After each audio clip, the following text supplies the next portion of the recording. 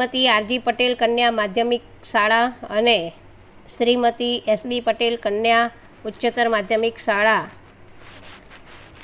આ આપનું સ્વાગત છે. ઘરે રહો, સ્વસ્થ રહો, સલામત રહો અને સારી રીતે ભણો, આ વાક્યને આપણે સાર્થક કરીશું. મારું નામ છે રશ્મિબેન બી પટેલ. અર્થશાસ્ત્ર ધોરણ 12 પ્રકરણ 1, જેની અંદર અગાઉના વિડીયોમાં અત્યાર સુધી આપણે આકૃતિ અને આલેખનો અર્થ અને તફાવત સમજ્યા હતા. ત્યારબાદ આકૃતિ અને આલેખના મહત્ત્વની મુદ્દાની ચર્ચા કરી હતી. ત્યારબાદ આજે આપણે આકૃતિના પ્રકારો અને આલેખના પ્રકારો વિશે સમજૂતી મેળવીશું. સાથે સાથે એક પ્રશ્ન એ પણ છે કે આકૃતિ અને આલેખ દોરતી વખતે કઈ બાબતો ધ્યાનમાં રાખવી જોઈએ, જે તમારા પુસ્તકની અંદર પેજ નંબર 3 ઉપર છે આ પ્રશ્ન. અને એની પણ ચર્ચા સમજૂતી આપણે આ આલેખ જે જુદા જુદા પ્રકારની આકૃતિઓ સમજવાના છીએ એની અંદર તમને એ પ્રશ્નની ચર્ચા સમજીશું. તો આ પ્રશ્ન આકૃતિ અને આલેખ દોરતી વખતે ધ્યાનમાં રાખવાની જે બાબતો છે 3 ગુણનો પ્રશ્ન છે અને કુલ 6 મુદ્દા છે, એટલે દરેક મુદ્દાનો અડધો ગુણ મળે છે. પરીક્ષાની અંદર 3 માર્ક્સનો જ્યારે પૂછાય ત્યારે આપણે 6 મુદ્દા લખવાના હોય છે. આકૃતિના જે પ્રકારો છે એ આપણે બને તો શક્ય હોય તો તમારી પાસે જો ગ્રાફ પેપર હોય અને એ ગ્રાફ પેપરની અંદર તમે દોરવાની પ્રેક્ટિસ કરશો તો વધારે સ્પષ્ટ રીતે સમજાશે. આકૃતિના પ્રકારો કુલ 6 પ્રકારો છે, જેની અંદર સૌથી પહેલાં ચિત્રાકૃતિ છે. એનો ઉપયોગ સામાન્ય રીતે જાહેરાત આપતી કંપનીઓ છે એ જુદા જુદા ચિત્રને લગતી આકૃતિઓ રજૂ કરે છે, જેથી કરીને જાહેરાતો આપણને તરત રીતે સમજાય. દાખલા તરીકે કચરો ગમે ત્યાં ન નાખીએ, કચરા પેટીમાં જ નાખીએ, તો આ વાક્યને સમજાવવા માટે આપણે કચરા પેટીનો ઉપયોગ માણસ કરતો હોય એવી ચિત્રાકૃતિ દ્વારા દર્શાવાય. તો આવી ચિત્રાકૃતિનો ઉપયોગ થાય છે. ત્યારબાદ બીજો જે પ્રકાર છે વિકર્ણ દર્શાવતી આકૃતિ, જેની અંદર માંગ રેખા, સરેરાશ ખર્ચ, સ્થિર ખર્ચ જેવી આકૃતિઓ જે છે, જેની અંદર બિંદુઓને જોડતી રેખા, જુદા જુદા બિંદુઓને જોડતી જે રેખા છે એ રેખાને દર્શાવવા માટે આ પ્રકારની આકૃતિનો ઉપયોગ થાય છે, જે આપણે 11મામાં ભણી ગયા છીએ. ત્યારબાદ સમય આધારિત રેખા આકૃતિ છે. સમય આધારિત રેખા આકૃતિ છે એ સમય આધારિત રેખા આકૃતિ આપણે કોષ્ટક નંબર પેજ નંબર 4 પુસ્તકમાં અને આકૃતિ 1.1 જે વસ્તી વૃદ્ધિની છે એની આપણે સમજીશું. તો સમય આધારિત રેખાકૃતિનો અર્થ એ થાય કે જુદા જુદા સમયમાં, જુદા જુદા સમયગાળામાં જે ચલ પરિબળો છે એમાં જે ફેરફારો થાય છે એ દર્શાવવા માટે આ પ્રકારની આકૃતિનો ઉપયોગ થાય છે. ત્યારબાદ વર્તુળ આકૃતિ. તો વર્તુળ આકૃતિ પણ આપણે ગણિતમાં અને એ બધામાં વર્તુળ આકૃતિઓનો અભ્યાસ કર્યો છે. તો અર્થશાસ્ત્રમાં આ પ્રકારની આકૃતિનો જો કે ઓછો ઉપયોગ થાય છે. ત્યારબાદ સ્તંભ આકૃતિ. તો જે સ્વતંત્ર ચલ અને પરતંત્ર ચલ એક્સ ધરીને વાય ધરી ઉપર જે દર્શાવીએ છીએ એને દર્શાવવા માટે એક જ પ્રકારની જ્યારે માહિતી હોય ત્યારે સ્તંભ આકૃતિ દર્શાવવામાં આવે છે, સાદી સ્તંભ આકૃતિ. એના પણ 3 પ્રકારો છે. સાદી સ્તંભ આકૃતિ, પાસેની સ્તંભ આકૃતિ અને ત્રીજી છે વિભાજિત સ્તંભ આકૃતિ. પણ એના 3 પ્રકારોના આલેખ આપણે આના પછીના એમાં જોઈશું. ત્યારબાદ વૃત્તાંશ આકૃતિ છે. તો વૃત્તાંશ આકૃતિ એટલે વર્તુળનો એક અંશ, જેને આપણે કુલ માહિતી હોય એના પેટા વિભાગોને વર્તુળના અંશમાં પ્રમાણમાં જ્યારે દોરવા માટે આવી આકૃતિને ઉપયોગ થાય છે. વર્તુળની અંદર જે ટકાવારી સંખ્યા હોય એને અંશમાં ફેરવવાના હોય અને અંશ પ્રમાણે એના જુદા જુદા ભાગ પાડી અને દર્શાવવાની હોય પેટા વિભાગની માહિતીને, ત્યારે વૃત્તાંશ આકૃતિનો ઉપયોગ થાય છે. આ 6 પ્રકારોમાંથી આપણે જે પ્રકરણ નંબર 1 છે એની અંદર આપણા અભ્યાસક્રમની અંદર માત્ર 3 જ આકૃતિના પ્રકારો વિશે સમજૂતી મેળવવાની છે. એક સમય આધારિત રેખાકૃતિ, જે જુદા જુદા સમયગાળા દરમિયાન દર્શાવાય છે. બીજી છે સ્તંભ આકૃતિ, જેને આપણે સ્તંભ દોરીને દર્શાવીએ છીએ. અને ત્રીજી છે વૃત્તાંશ આકૃતિ, જેને આપણે વર્તુળમાં અંશ પ્રમાણે વિભાગો પાડી અને માહિતીને દર્શાવવામાં આવે છે. તો આ 3 પ્રકારની આકૃતિઓનો ઉપયોગ થાય છે. સૌ પ્રથમ આપણે સમય આધારિત રેખા આકૃતિ એની સમજૂતી મેળવીએ. મિત્રો, અહીં આગળ જોઈશું કે એક બાજુ કોલમ નંબર વસ્તી વૃદ્ધિની ટકાવારી છે, સમયગાળો 1951થી 61, 61થી 71, 71થી 81, 81થી 91, 91થી 2001 અને 2001થી 2011. તમે જુઓ છો કે વસ્તી ગણતરી દર 10 વર્ષે થાય છે અને વસ્તી ગણતરીનું કાર્ય કોણ કરે છે?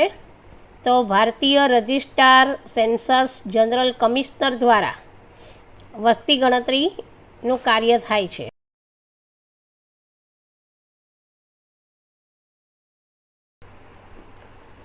વિદ્યાર્થી મિત્રો, અહીં તમે જુઓ છો કે 1951થી તો 2011ના સમયગાળામાં દર 10 વર્ષે વસ્તી વૃદ્ધિ દરમાં જેટલા ટકા વધારો થયો છે તે બાજુના કોલમમાં દર્શાવેલ છે.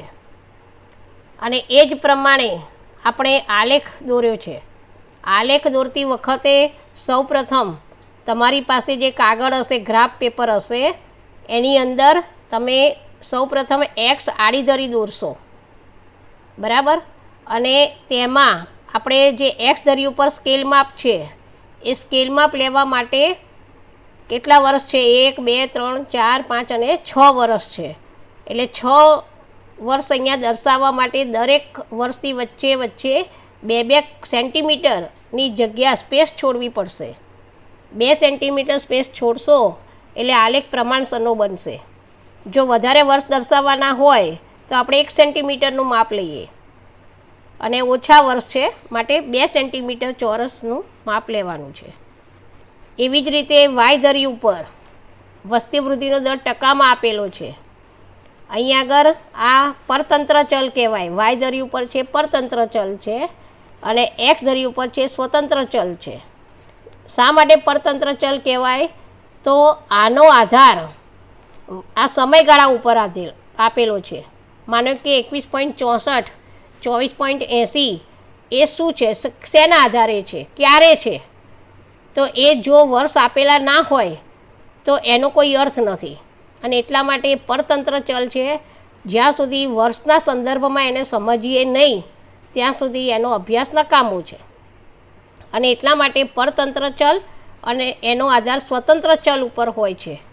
એટલે વાય ધરી ઉપર હંમેશા વૃદ્ધિ દર, આયાત નિકાસના આંકડાઓ, ટકાવારી, રોજગારી, આવક, ઉત્પાદન, આ બધું જ વાય ધરી ઉપર દર્શાવાય છે. ચલ રાશિ એટલે બદલાતી રાશિ, અને એક્સ ધરી ઉપર વર્ષ, દેશના નામ. વિદ્યાર્થી બહેનો ફરીથી ધ્યાનથી સાંભળજો કે જ્યારે તમારી પાસે આવું કોષ્ટક આપેલું હોય અને એનો ગ્રાફ દોરવાનો હોય ત્યારે કયું કોલમ ક્યાં લખવું, તો એક્સ ધરી ઉપર હંમેશા વર્ષ આવે, સમયગાળો આવે. દેશના નામ આપેલા હોય તો દેશના નામ આવે, ક્ષેત્ર આવે, વર્ષ આવે, બરાબર, યોજના આવે, એ બધું અહીં આવે, આપણે એક્સ ધરી ઉપર આવે. જ્યારે વાય ધરી ઉપર કોઈ પણ વૃદ્ધિ દર આવે, પછી ઉત્પાદનનો હોય, રોજગારીનો હોય, આવકનો હોય કે કોઈ પણ હોય, વૃદ્ધિ દર છે, ટકાવારી છે, સાક્ષરતાનું પ્રમાણ છે, આ બધું જ વાય ધરી ઉપર આવે.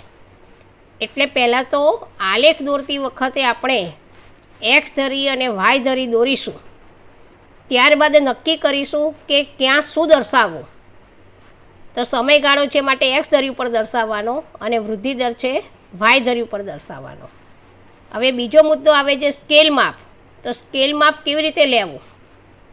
તો તમે જુઓ કે વસ્તી વૃદ્ધિ દરમાં સૌથી ઓછા ટકા 17% છે અને સૌથી વધારે છે 24.80 છે.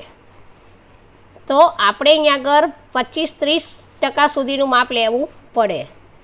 એટલે 5%, 10%, 15%, 20% અને 25%, આ દરેકની વચ્ચે 5-5%નું આપણે સ્કેલ માપ લીધું છે, જેની અંદર તમે 2-2 સેન્ટીમીટર છોડીને 5, 10, 15, 20, 25 અને 30 દર્શાવી શકો છો.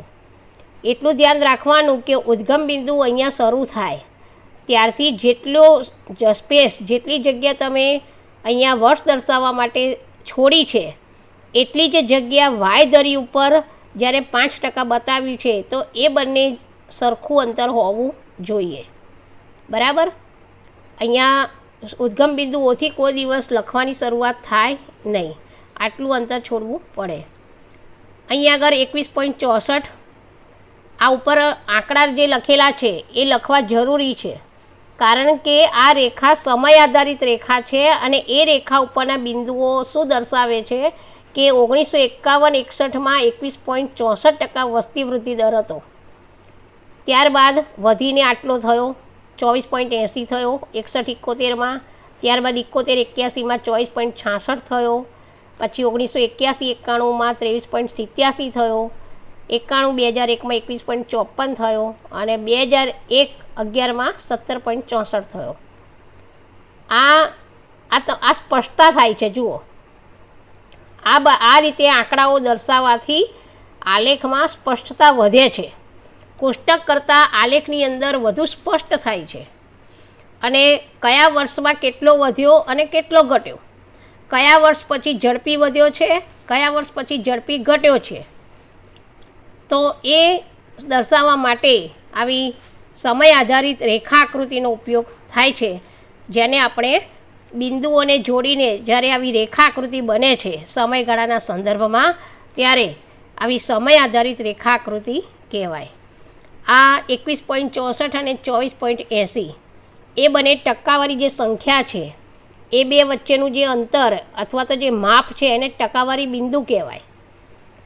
આપણા અર્થશાસ્ત્રમાં પરીક્ષાની સ્કીમની અંદર ઈ વિભાગમાં છેલ્લો પ્રશ્ન જ્યારે પૂછાય છે ત્યારે આલેખનો પ્રશ્ન હોય છે અને સૂચના હોય છે કે કયા પ્રકારની આકૃતિ દોરવી, સ્તંભ આકૃતિ દોરવી કે પછી વૃત્તાંશ આકૃતિ દોરવી કે પાસની સ્તંભ આકૃતિ દોરવી, એવી સ્પષ્ટતા હોય છે જ.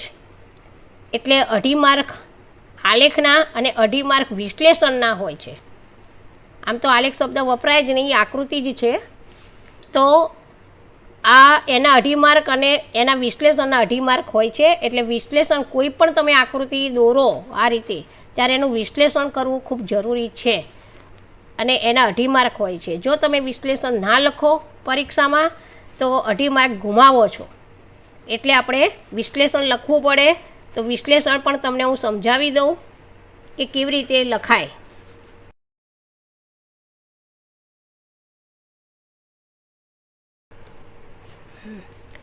વિશ્લેષણમાં પહેલો મુદ્દો છે કે જો પેન ને કાગળ તમારી પાસે હોય તો તમે મારી સાથે સાથે લખશો.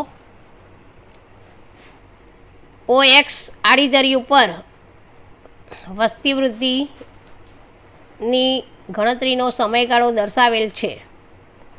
પોઈન્ટ નંબર 2, OY ઊભી ધરી ઉપર જુદા જુદા વર્ષોમાં વસ્તી વૃદ્ધિ દર ટકામાં દર્શાવેલ છે. પોઈન્ટ નંબર 3, 1951-61માં ભારતમાં 21.64% વસ્તી હતી, જ્યારે ત્યાર પછીના 10 વર્ષમાં 1961-71માં 3% વધીને 24.80% થઈ. ત્યાર પછીના દરેક વર્ષમાં વસ્તી વૃદ્ધિ દરની ટકાવારી ઘટતી ગઈ છે અને છેલ્લી વસ્તી ગણતરી જ્યારે 2011માં થઈ ત્યારે ભારતની કુલ વસ્તી વૃદ્ધિ દર 17.64% જેટલી છે. એટલે 21%, 17.64 બાદ કરો એટલે 4%નો ઘટાડો થયેલો જોવા મળે છે. તો આ એનું વિશ્લેષણ છે. સરકારના કુટુંબ નિયોજન કાર્યક્રમની અસરકારકતાને લીધે, લોકોમાં શિક્ષણ અને જાગૃતિને લીધે, મહિલાઓમાં પણ શિક્ષણનું પ્રમાણ વધતા આ સુધારો થયેલો જોવા મળે છે. તો આ વિશ્લેષણ કહી શકાય. વિશ્લેષણ આ રીતે લખાય. હવે પછી આપણે સ્તંભ આકૃતિ, સમય આધારિત રેખા આકૃતિ જોઈ અને એ પછી બીજો એક પ્રકાર છે આકૃતિનો, એ છે સ્તંભ આકૃતિ. તો સ્તંભ આકૃતિ માટે અહીંયા આગળ એક આકૃતિને કોષ્ટક બંને આપેલા છે, જે તમારા બુકની અંદર પેજ નંબર 5 ઉપર પણ દર્શાવેલ છે. ઉદાહરણમાં કોઈ એક દુકાનમાં દર 2 મહિનામાં ચોકલેટ અને બોક્સનું વેચાણ બતાવેલું છે. જાન્યુઆરી ફેબ્રુઆરી મહિના અહીંયા 12 મહિનાનું લખેલું છે. 2 મહિનામાં ચોકલેટ બોક્સ કેટલા વેચાયા, એકમ એટલે બોક્સનું એક એકમ કહેવાય. જાન્યુઆરી ફેબ્રુઆરીમાં 35 બોક્સ વેચાયા છે, માર્ચ એપ્રિલમાં 60, મે જૂનમાં 65, જુલાઈ ઓગસ્ટમાં 40, સપ્ટેમ્બર ઓક્ટોબરમાં 50 અને નવેમ્બર ડિસેમ્બરમાં 30. આ એક કાલ્પનિક ઉદાહરણ છે. બેનો, જ્યારે પણ આપણે આકૃતિ દર્શાવીએ ત્યારે એનો સ્ત્રોત દર્શાવવો પડે, સ્ત્રોત દર્શાવવો જરૂરી છે. સ્ત્રોત એટલે આ માહિતી તમને શેમાંથી ઉપલબ્ધ થઈ છે. આ માહિતી કાલ્પનિક છે માટેનો સ્ત્રોત દર્શાવેલો નથી, પણ જો કે જ્યારે કંઈક દેશની માહિતી હોય તો એનો સ્ત્રોત દર્શાવવો પડે. દાખલા તરીકે આપણે આગળ વસ્તીની સંખ્યા જે જોઈ, વસ્તીની ટકાવારી, તો એમાં સ્ત્રોત દર્શાવવો જરૂરી હતો અને એટલા માટે આપણે લખ્યું હતું કે ભારતની વસ્તી ગણતરી સેન્સસ ઓફ ઇન્ડિયા, ભારતીય રજિસ્ટ્રાર સેન્સસ જનરલ કમિશનર દ્વારા દર્શાવેલી છે, એવું મેં ઉલ્લેખ કર્યો હતો. પણ આ કાલ્પનિક છે એટલે આમાં સ્ત્રોત દર્શાવેલ નથી. હવે આકૃતિ તો તમને દોરતા આવડી ગઈ હશે ગ્રાફ પેપરમાં, આગળની આકૃતિની સમજૂતી પ્રમાણે. આ બીજો પ્રકાર છે સ્તંભ આકૃતિનો, જેની અંદર પણ આપણે ફરીવાર એક્સ ધરી અને વાય ધરી દોરીશું અને એક્સ ધરી અને વાય ધરી દોર્યા પછી એને આપણે જાન્યુઆરી, માર્ચ, અહીં પણ સમયગાળો જ કહી શકાય, વર્ષ નથી પણ મહિના આપેલા છે. તો તમે જુઓ કુલ 6 મહિનાનું, 12 મહિના છે, 2 મહિનાનો સમયગાળો છે. પણ એટલે જ્યારે અહીંયા આગળ ચોકલેટના બોક્સ છે એ વાય ધરી પર દર્શાવેલા છે, બરાબર. તો સૌથી ઓછી સંખ્યા છે 30 અને સૌથી વધારે છે 65. તો અહીંયા આગળ 10-10 એકમોનું આ એકમ કહેવાય, વેચાણ એકમોમાં છે 10-10, 20, 30, 40, 50 એમ 60 સુધીનું સ્કેલ માપ, 70 સુધીનું સ્કેલ માપ લીધેલું છે, બરાબર, વાયધરી ઉપર. એટલે સ્કેલ માપ એવું લેવું કે નાનામાં નાની સંખ્યા આવી જાય અને મોટામાં મોટી સંખ્યા પણ આવી જાય. તમે 5 લો, 10 લો, એ પણ ચાલે. હવે અહીંયા આગળ જાન્યુઆરી ફેબ્રુઆરી મહિનો, 2 મહિનાના સમયગાળાની અંદર કેટલા વેચાયા છે કોષ્ટકમાં આપણે જોઈએ છે કે 35 બોક્સ વેચાયા છે. તો 30 અને 40ની વચ્ચે આ 35નું છે, 30 ને 40 વચ્ચે 35નું આવે છે, બરાબર. અને પછી માર્ચ એપ્રિલની અંદર 60 બોક્સ વેચાયા છે. માર્ચ એપ્રિલમાં 60 બોક્સ છે, જે 60 એકમો દ્વારા દર્શાવ્યું છે. મે જૂનની અંદર 65, જુલાઈ ઓગસ્ટમાં 40, સપ્ટેમ્બર ઓક્ટોબરમાં 50 અને નવેમ્બર ડિસેમ્બરમાં 30. હવે આ માપ અહીં સુધી કેમ લીધું? તો અહીંયા તમે જુઓ કે 30 અહીંયા આપેલા છે વાયધરી ઉપર જુઓ 30, હા બરાબર. તો 30 અહીંયા આવે, 50 તો અહીંયા આવે, 65 તો 60 ને 70ની વચ્ચે 65 આવે. આ રીતે તમે સ્કેલ માપ લઈ અને સાદી સ્તંભ આકૃતિ દર્શાવી શકો છો. આને ડાર્ક ભાગ કર્યો છે, ડાર્કના બદલે તમે લાઇનિંગ પણ કરી શકો, કોઈ પણ ડિઝાઇન કરી શકો, કોઈ પણ કલર શેડ પણ વાપરી શકો છો. ઉપર અહીંયા ચોરસ નિશાની કરીને આપણે એને બતાવ્યું છે કે ડાર્ક ભાગ છે એ વેચાણ બતાવે છે, એટલે એ દર્શાવવું પડે. જે પણ આપણે સ્કેલ માપમાં જે ડિઝાઇન કરીએ એ અહીંયા બતાવવું પડે. તો આ છે સાદી સ્તંભ આકૃતિ. અને પછી એનું વિશ્લેષણ જે તમને કોષ્ટકમાં દેખાય છે કે ભાઈ જાન્યુઆરી ફેબ્રુઆરીમાં આટલા બોક્સ. હવે એના વિશ્લેષણમાં પણ તમે એ જ લખો, અગાઉ લખ્યું હતું એમ કે એક્સ ધરી ઉપર આ દર્શાવેલું છે, 12 મહિના દર્શાવેલા છે જાન્યુઆરીથી શરૂ કરીને ડિસેમ્બર સુધીના. વાય ધરી ઉપર દર 2 મહિનામાં ચોકલેટના બોક્સ વેચાયા છે, કેટલા વેચાયા છે એ દર્શાવેલું છે. હવે અહીં તમે સ્પષ્ટ રીતે જોઈ શકો છો કે સૌથી વધારે ચોકલેટના બોક્સ કયા મહિનામાં વેચાયા છે? મે અને જૂન મહિનામાં. કેટલા છે? તો 65, બરાબર. અને સૌથી ઓછા ચોકલેટના બોક્સ ક્યાં વેચાયા છે? 30. ક્યારે વેચાયા છે? નવેમ્બર અને ડિસેમ્બરમાં. તો વિદ્યાર્થી મિત્રો, જ્યારે પણ આપણે કોષ્ટકમાં આપેલી માહિતી આંકડાકીય માહિતી છે અને આકૃતિમાં જ્યારે દર્શાવીએ ત્યારે ભૌમિતિક રજૂઆત બની જાય છે. તો જ્યાં સુધી તમે ભૌમિતિક રજૂઆત ન કરો ત્યાં સુધી તમારી આંકડાકીય માહિતી સ્પષ્ટ થતી નથી. આંકડાકીય માહિતીને સ્પષ્ટ રીતે રજૂ કરવા માટે આપણે આકૃતિ દોરીએ તો વધુ સ્પષ્ટતા થાય છે. એટલે આકૃતિ કે આલેખ દોરતી વખતે તમારે આ બાબતો ધ્યાનમાં રાખવી જોઈએ કે સૌથી પહેલાં આકૃતિની પસંદગી કરવાની કે કયા પ્રકારની આકૃતિ દોરવી, ચોક્કસ સ્કેલ માપ લેવું અને સ્પષ્ટતા કરવી, બરાબર. અને પછી વિગતો દર્શાવી, એક્સ ધરી અને વાય ધરીની વિગતો દર્શાવી અને આંકડાકીય માહિતીનો સ્ત્રોત ક્યાંથી દર્શાવવો એ પણ આપણે જો એ હોય તો દર્શાવવો પડે, આપેલું હોય તો દર્શાવવો પડે, કાલ્પનિક હોય તો દર્શાવવાની જરૂર નથી, બરાબર. અને બીજું કે આંકડાકીય માહિતી ગણવાની રીત પણ દર્શાવવી પડે. જો માહિતી સ્વયં સ્પષ્ટ ના હોય, આ તો સ્પષ્ટ માહિતી છે પણ સ્વયં સ્પષ્ટ ન હોય તો આંકડાશાસ્ત્રની મદદથી એને સ્પષ્ટ બનાવી હોય અને એને આધારે જો ચિત્ર દોર્યું હોય તો એની આપણે ટૂંકી વિગત દર્શાવવી પડે. એ આપણે આના પછીની સ્લાઇડમાં જોઈશું. એટલે આપણે આકૃતિના પ્રકાર નંબર 1 સમય આધારિત રેખા આકૃતિની ચર્ચા કરી. ત્યાર પછી આકૃતિનો પ્રકાર નંબર 2 જેની અંદર સ્તંભ આકૃતિ, એની પણ આપણે ચર્ચા કરી અને સાદી સ્તંભ આકૃતિ કહી શકાય, બરાબર.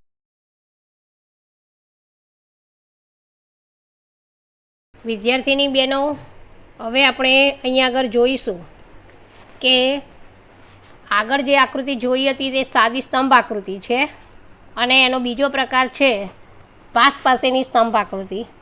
તમારા બુકની અંદર પેજ નંબર 5 ઉપર કોષ્ટક નંબર 1.6 આપેલું છે, જેની અંદર કુલ 12 મહિના આપેલા છે જાન્યુઆરીથી ડિસેમ્બર સુધીના, અને એમાં એક કરતાં વધારે પ્રકારની માહિતી છે, જેમ કે નાના બોક્સનું વેચાણ, મધ્યમ બોક્સનું વેચાણ અને મોટા બોક્સનું વેચાણ. જ્યારે આવી એક કરતાં વધારે પ્રકારની માહિતી હોય તો એના માટે પાસ પાસેનો સ્તંભ આકૃતિ દોરવામાં આવે છે, અને એના માટે 3 સ્તંભ દર્શાવવા પડશે. તો આપણે એ પણ નક્કી કરવું પડે કે કેટલા સ્તંભ દોરવાના. તો જેટલી પ્રકારની માહિતી હોય એટલા સ્તંભ દોરવાના. તો આગળની સ્લાઇડમાં આપણે અહીં જોઈશું કે સૌપ્રથમ ગ્રાફ પેપર ઉપર તમે એક્સ ધરી દોરશો, ત્યારબાદ જાન્યુઆરીથી ડિસેમ્બર સુધીના મહિના દર્શાવવાના છે, 2 મહિનાનો સમયગાળો દર્શાવેલો છે. વાય ધરી ઉપર 10, 20, 30, 40, 50, 60 અને 70% દર્શાવેલા છે અહીંયા આગળ, બરાબર. અને આ ટકાવારી કયા મહિનામાં, દાખલા તરીકે જાન્યુઆરી ફેબ્રુઆરી મહિનામાં એ કેટલા ચોકલેટના બોક્સ વેચાયા છે એની ડિઝાઇન પ્રમાણે અહીંયા આપેલું છે કે સૌપ્રથમ નાના બોક્સનું વેચાણ ડાર્ક ભાગ બતાવે છે, પછી મધ્યમ બોક્સનું વેચાણ 83 લીટીવાળો ભાગ બતાવે છે, અને એની ઓપોઝિટ સાઈડ એ મોટા બોક્સનું વેચાણ બતાવે છે. અહીંયા આગળ 3 પ્રકારના સ્તંભ આપણે પાસ પાસેના દોરી અને આવો આલેખ દોરી પાસ પાસેનો આલેખ દોરી શકાય છે.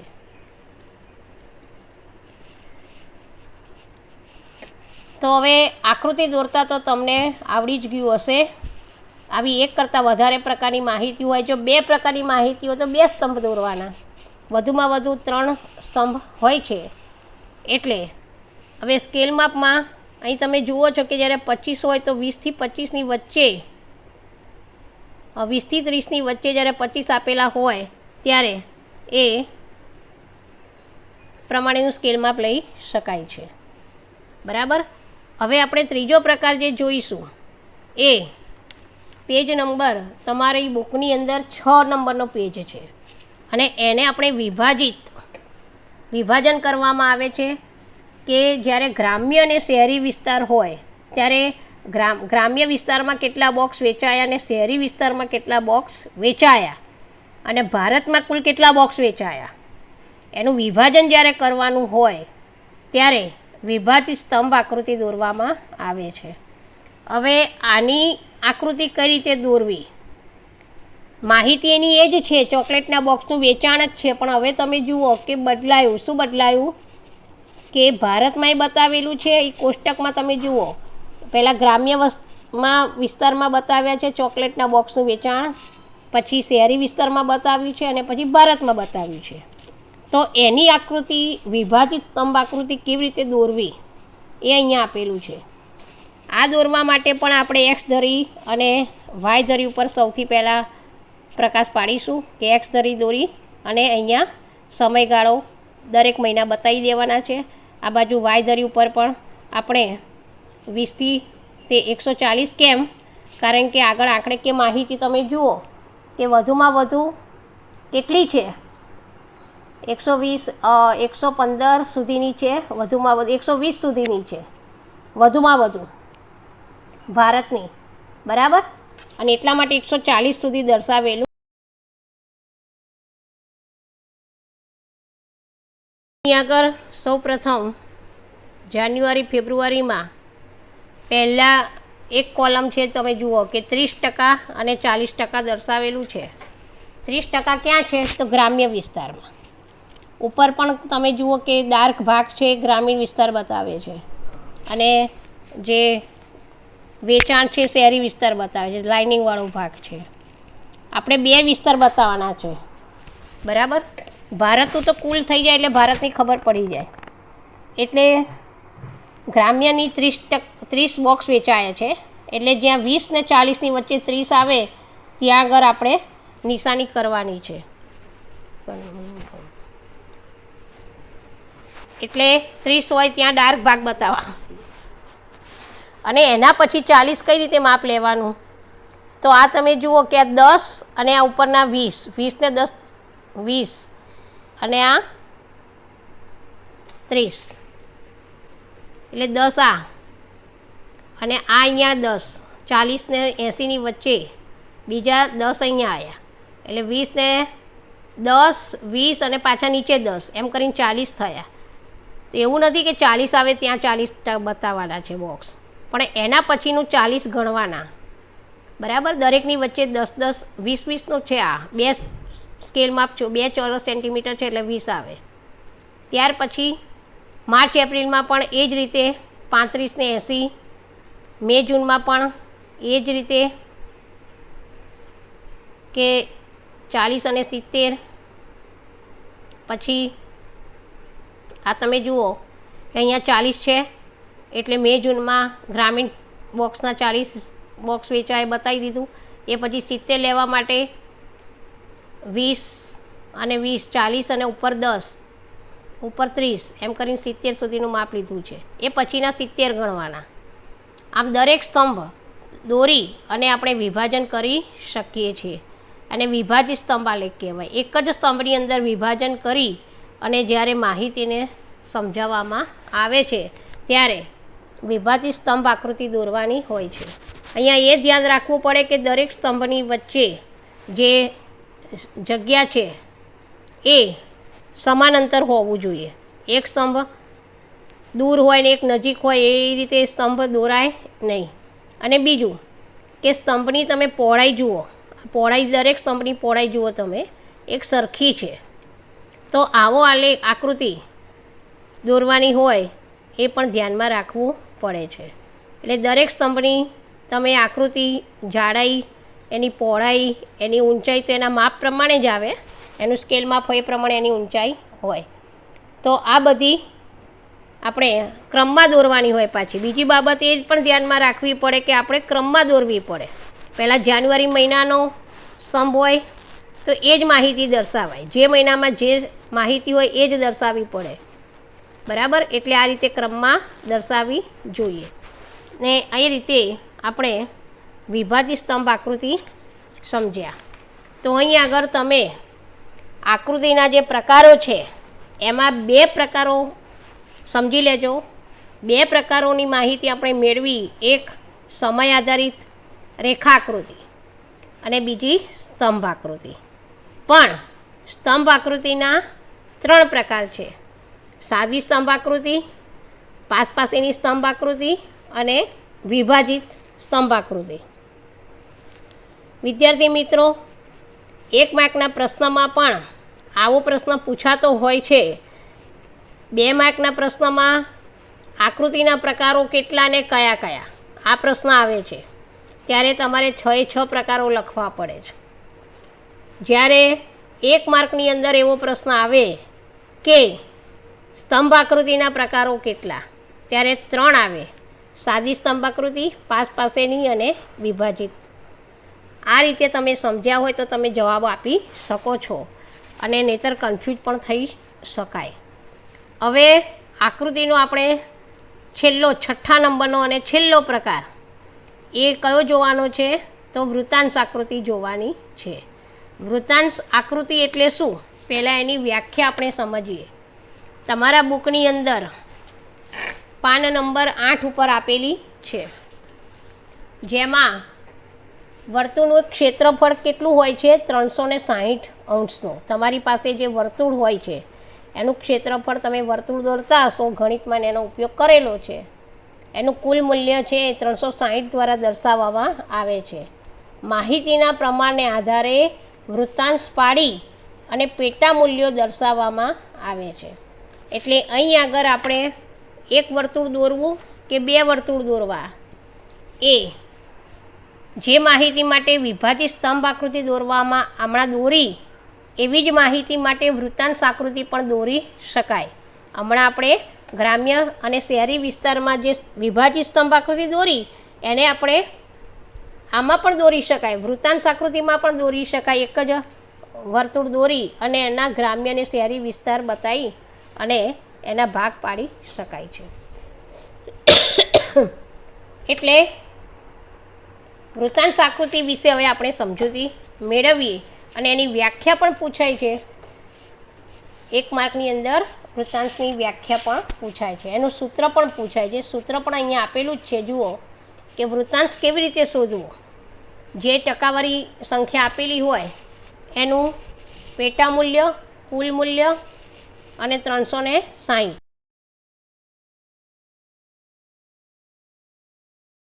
વાર વૃત્તાંશની વ્યાખ્યા સમજી લઈએ કે વૃત્તાંશ એટલે વર્તુળનો અંશ. એક વર્તુળને એક સમષ્ટિ માની લેવામાં આવે અને માહિતીના વિભાગોને વર્તુળના ભાગ પાડી દર્શાવવામાં આવે ત્યારે વૃત્તાંશ આકૃતિ બને છે. મિત્રો, અગાઉ આપણે જે વિભાજિત સ્તંભ આકૃતિ દોરી ગ્રામ્ય વિસ્તાર અને શહેરી વિસ્તારમાં વેચાયેલા ચોકલેટના બોક્સ, એની પણ આપણે આ વૃત્તાંશ આકૃતિ દોરી શકીએ. એટલે કોઈ પણ માહિતીની વિભાજિત સ્તંભ આકૃતિ દોરી હોય તો એની એ જ આકૃતિને આપણે વૃત્તાંશમાં પણ દર્શાવી શકીએ છીએ. વૃત્તાંશ શોધવાનું સૂત્ર શું છે? તો જુઓ અહીંયા આપેલું છે ઉપર કે પેટા મૂલ્ય અને કુલ મૂલ્ય ગુણ્યા 360. પેટા મૂલ્ય એટલે તમે જુઓ કે કુલ મૂલ્ય તો છે જ 360 ભાગ્યા 100, નીચે 100 આવે કુલ મૂલ્ય, અને પેટા મૂલ્ય એટલે જે ટકાવારી સંખ્યા આપી હોય તે. અહીંયા આગળ કોષ્ટક આપેલું છે ઉદાહરણની અંદર કે એક વિદ્યાર્થી દ્વારા એનું જ્યારે સ્કૂલ ખુલે છે ત્યારે એની પાછળ જે ખર્ચ થવાનો છે એની ટકાવારી સંખ્યા આપેલી છે. તમે પણ સ્કૂલે આવવાનું ચાલુ કરશો એટલે તમારે શું કઈ કઈ વસ્તુની જરૂર પડશે? તો દાખલા તરીકે ચોપડીઓ છે, એની પાછળ 20% ખર્ચ તમે ખર્ચ કરશો. સ્ટેશનરી એટલે પેન, પેન્સિલ, કંપાસ, એની પાછળ 5% રકમ ખર્ચશો. ફોન, કોમ્પ્યુટર વગેરે પાછળ 30% રકમ ખર્ચશો. અને નાસ્તો એનું જે ખર્ચ છે એનું એ 30% ખર્ચ થાય છે. કપડાં એટલે કે યુનિફોર્મ પાછળ 15%, એમ કરીને કુલ 100% રકમ આ રીતે વિભાજિત કરી દીધી છે, વહેંચી કાઢી છે વસ્તુઓ પાછળ. હવે એને ટકાવારીને આપણે વર્તુળમાં દર્શાવવા માટે પહેલાં આપણે એનું વૃત્તાંશ મૂલ્ય શોધવું પડે છે. તો 20 એ ટકાવારી આપેલી છે અને એને આપણે આ રીતે ગુણ્યા 360 ભાગ્યા 100 કરીએ સૂત્ર પ્રમાણે તો 72 અંશ થાય છે. તો એને આપણે વર્તુળમાં કેવી રીતે દર્શાવાય? તો વર્તુળ એને મૂકી, કોણ માપક મૂકી અને એના જ્યાં 72 અંશ આવે કેન્દ્ર બિંદુથી નક્કી કરી અને ત્યાં એનું અંશ દર્શાવી અને તમે આ રીતે એને વર્તુળમાં દર્શાવી શકો છો. અને પછી એમાં ટકાવારી લખી દેવાની. હવે અહીં આગળ તમે જુઓ છો કે બાજુમાં ચોપડીઓ, સ્ટેશનરી, સાધનો, ફોન, કોમ્પ્યુટર, નાસ્તો, કપડાં, એની જુદી જુદી ડિઝાઇન કરેલી છે, એની નિશાનીઓ આપેલી છે. એટલે એની ઉપરથી ખબર પડે કે આ શેનું છે, બરાબર, કે આ ભાગ શેનો છે. માનો કે બ્લેન્ક ભાગ છે તો નાસ્તો છે. કેટલા ટકા રકમ બતી છે? 30%. તો અંશમાં છે, માપ અંશમાં જ લીધેલું છે, પણ આપણે અહીંયા દર્શાવવા માટે ટકાવારી સંખ્યા લખેલી છે.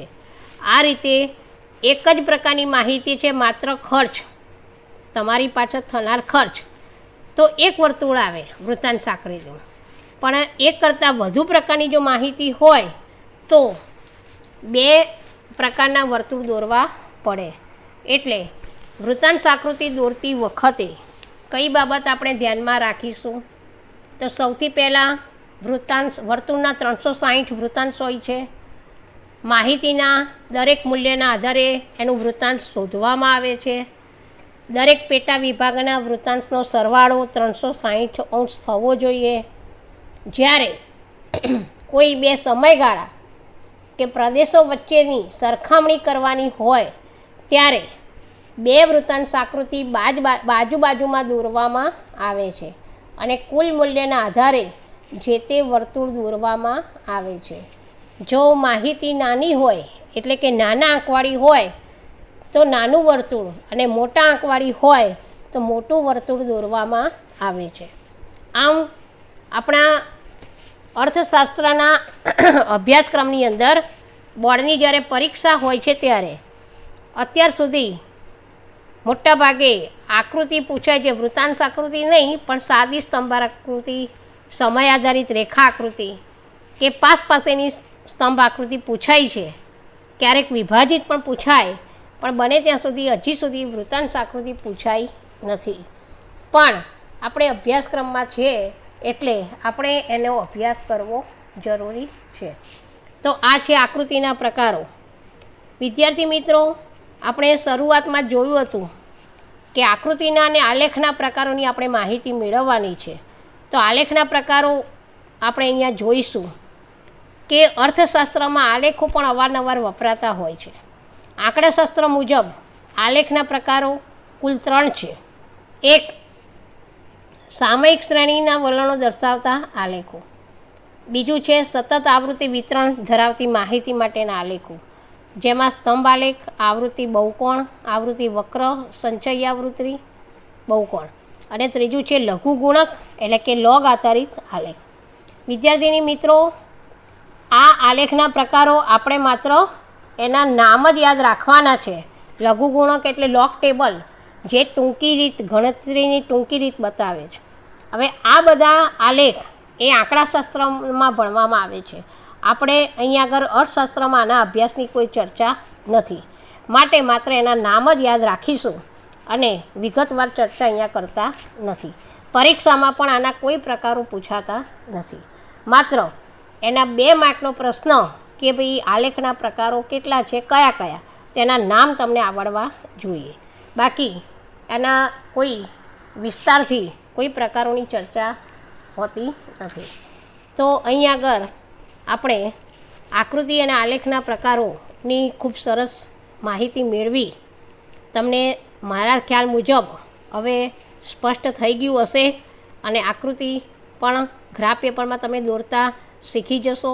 એટલે હવે પછી ફરીવાર જરા પુનરાવર્તન કરી લઈએ અને હોમવર્કમાં પણ તમને હું એના જે પ્રકારો છે એ 2 પ્રશ્નો આપું છું આજે. એક, આકૃતિના પ્રકારો અને આલેખના પ્રકારો કેટલા છે, કયા કયા. પ્રશ્ન નંબર 1, આકૃતિના પ્રકારો જણાવો. પ્રશ્ન નંબર 2, આલેખના પ્રકારો જણાવો. પ્રશ્ન નંબર 3, સ્તંભ આકૃતિના કેટલા પ્રકાર છે, કયા કયા. પ્રશ્ન નંબર 4, વૃત્તાંશ આકૃતિ એટલે શું. અને પ્રશ્ન નંબર 5, વૃત્તાંશ શોધવાનું સૂત્ર જણાવો. વૃત્તાંશ શોધવાનું સૂત્ર જણાવો. હવે પછીના આપણે વિડીયોમાં જે માહિતી મેળવવાની છે એ કે અર્થશાસ્ત્રના અભ્યાસમાં ટેકનોલોજી અને ઇન્ટરનેટનો ઉપયોગ કઈ રીતે થાય છે અને સીડીનો ઉપયોગ કઈ રીતે થાય છે એની ચર્ચા કરીશું. ત્યાં સુધી રજા આપશો. ધન્યવાદ.